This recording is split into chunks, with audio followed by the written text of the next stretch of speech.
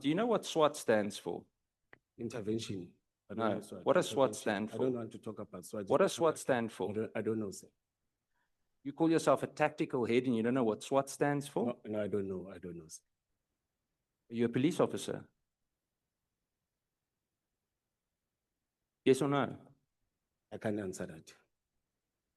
You played the video now. I can't answer that. Are you a police officer? What does that video tell you, sir? Are you a police officer? I can't answer that. Are you a police officer? I can't answer that. And you don't know what SWAT means? I can't answer that. Yeah, at this rate, you're not going to be a police officer for It's very my long. constitutional right to say I can't answer that. Oh, fine. Yes, You're the it's one my that right. And you don't looks have like to a force police me. officer that doesn't know And what you don't SWAT need to means. force me. I'm not going to. Chair, I'm going to close.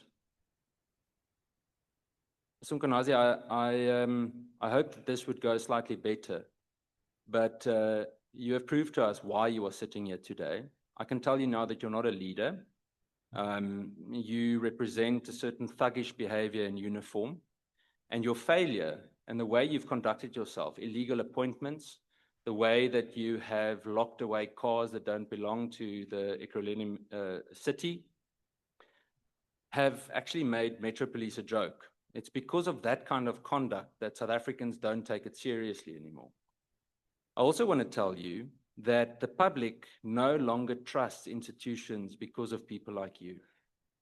When you associate with people like Kat Matlala, you need to expect to receive your own evil medicine back. And I want to tell you tonight that with your testimony today, as well as that in front of the Madlanga Commission, you have destroyed any possible trust that was still left in local law enforcement. Thank you, Chair.